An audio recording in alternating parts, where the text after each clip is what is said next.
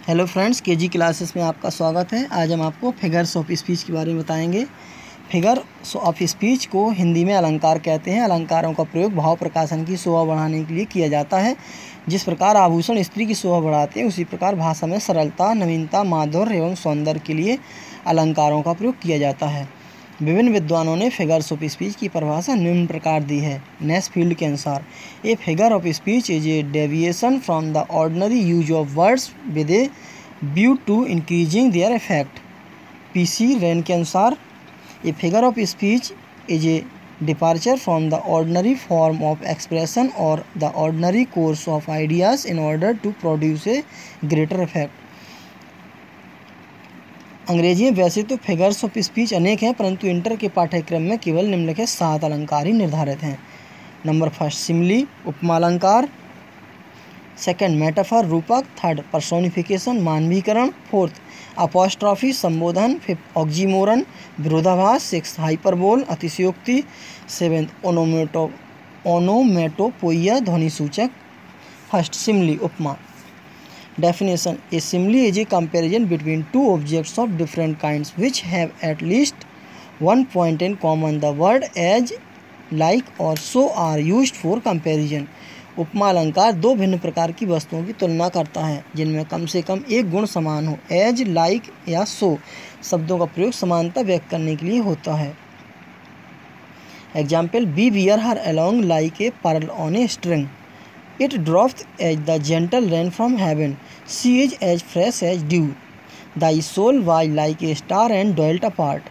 She hangs like a star in the dew of her song. Simli की पहचान के लिए निम्न बिंदुओं का ध्यान रखना आवश्यक है। नंबर 1, दो वस्तुएं भिन्न भिन्न प्रकार की होनी चाहिए। नेक्स्ट, दोनों में कम से कम एक बात का गुण समान हो। थर्ड, समानता प्रकट करने के लिए एज, लाइक अथवा सो का प्रयोग हो। नोट: यदि तुलना एक ही जाति की दो वस्तुओं में की गई हो तब वह सिमली नहीं होती है, उसे कंपैरिजन कहेंगे। जैसे he is as gentle as his brother. यहाँ पर ही की तुलना हिज ब्रदर से की गई है जो कि एक ही जाति के हैं। यह केवल तुलना कंपैरिजन है। उपमा सिमली अलंकार का प्रयोग नहीं है। Other example: I wonder lonely as a cloud, the night is dark as a black stone, my heart is like a singing bird, live like a hermit and work like a horse, errs like straw upon the surface flow, she walks in beauty like the night of cloudless climes and starry skies, horses are like chickens, they come home to roost, she floats like a laugh from the lips of a dream, as shines the moon in clouded skies, she in her poor attire was seen, like a huge python binding round and round the rugged trunk intended deep with scars up to its very summit near the stars. Next, metaphor रूपक।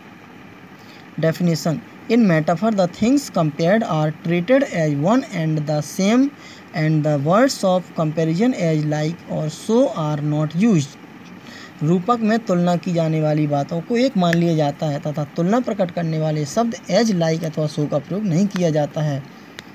रैन and Martin के अनुसार a metaphor is an implied simile, it does not like simile state that one thing is like another or act as another, what takes that for granted as if the two things were once.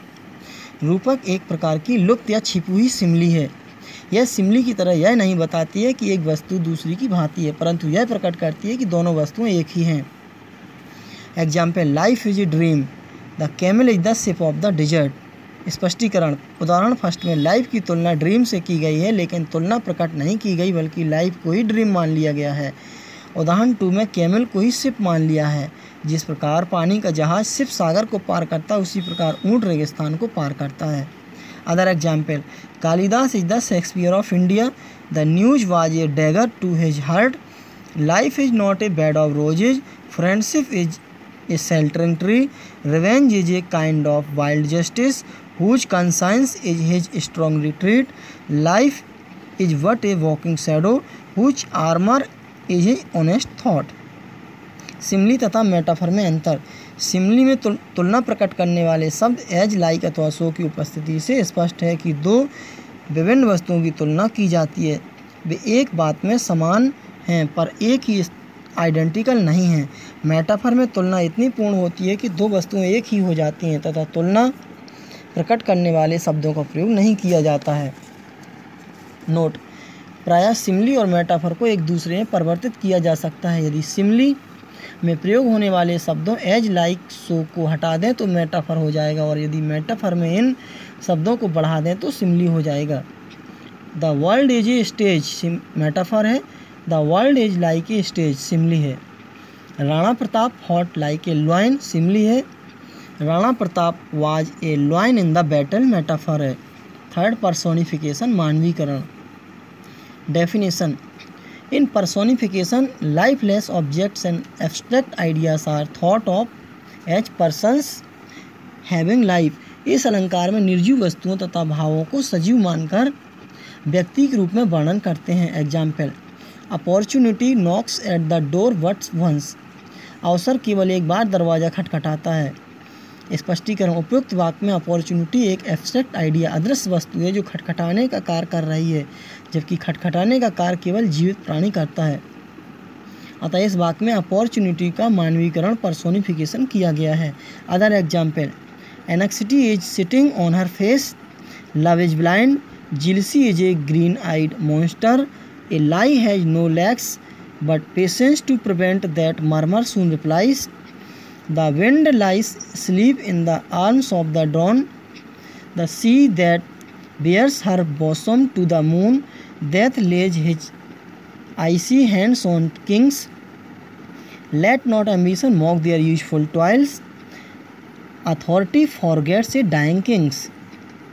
Fourth, apostrophe संबोधन। Definition: an apostrophe is a direct address to the dead, to the absent or to a personified object or ideas. apostrophe वह अलंकार है जिसे मृत, अनुपस्थित या मानवीकरण किए हुए पदार्थ या विचार को संबोधित किया जाता है। Example: O liberty why are you so dear. Next, O death come soon. स्पष्टीकरण: उपयुक्त उदाहरणों में लिबर्टी तथा डेथ को नाम से संबोधित किया गया है, जैसे जीवित व्यक्तियों को मोहन अथवा हरि कहकर संबोधित किया जाता है। अपॉस्ट्रॉफी तथा पर्सोनिफिकेशन में अंतर: पर्सोनिफिकेशन मानवीकरण में किसी निर्जीव वस्तु अथवा पदार्थ को सजीव मान लेते हैं। अपॉस्ट्रॉफी संबोधन में किसी निर्जीव वस्तु अथवा पदार्थ को सजीव मानकर उसे संबोधित भी करते हैं तथा संबोधन का चिन्ह भी लगा देते हैं। कभी कभी किसी संबोधित नाउन के पश्चात अल्प विराम भी लगाते हैं, जैसे Milton, thou shouldst be living at this our.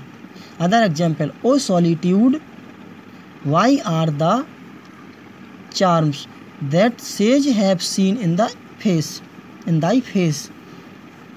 O grave where is thy victory, O death where is thy sting, O Julius Caesar thou art mighty yet Shakespeare, O life, I know not what thou art, O liberty, what crimes have been committed in thy name, O heavy lightness, serious vanity, break on thy cold grey stones, O sea, O judgment, thou art fed to Brutus beasts, and men have lost their reason.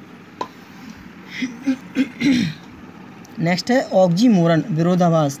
Definition: in this figure of speech two opposite qualities are added to the same thing. इस अलंकार में एक ही वस्तु में दो परस्पर विरोधी गुणों को दिखाया जाता है। Example: he is regularly irregular. Next, and having nothing he hath all. उदाहरण फर्स्ट में एक व्यक्ति में दो परस्पर विरोधी गुण हैं। कथन असत्य सा प्रतीत होता है, लेकिन गहराई से देखने पर पाते हैं कि कथन सत्य है। इसका तात्पर्य है कि संबोधित व्यक्ति सदैव अनियमित रहता है। उसी प्रकार उदाहरण 2 में एक प्रसन्न व्यक्ति निर्धन है, लेकिन उसके पास संतोष है। यही उसके लिए सब कुछ है तथा उसकी प्रसन्नता तथा सफलता का रहस्य है। Other example: life is bitter sweet, he was feeling sweet pain, it is an open secret, James, I was the wisest fool, he having a life of active idleness, and having nothing he hath all. Our sweetest songs are those that tell of saddest thoughts. Great Lord of all things, yet a prey to all. This idly busy rolls their world away. Her mother too upon this occasion felt a pleasing distress. Next, hyperbole, अतिशयोक्ति. In hyperbole, things are shown as greater or less, better or worse than they really are. इस अलंकार में किसी बात को वास्तविकता से कहीं अधिक बढ़ा चढ़ाकर या अधिक घटाकर, बहुत घटाकर प्रकट किया जाता है. Example, she wept ocean of tears, rivers of blood flowed in the battle. स्पष्टीकरण, उदाहरण फर्स्ट में आंसुओं का सागर तथा उदाहरण सेकंड में खून की नदियाँ बातों को बहुत अधिक बढ़ा चढ़ाकर प्रकट कर रहे हैं, अतः हाइपरबोल है, अलंकार है. Other example, I have not seen him for ages, the waves rolled mountain high, they were swifter than eagles and stronger than lions. The man in the cave had the strength of 1,000 elephants. 10,000 saw I at a glance.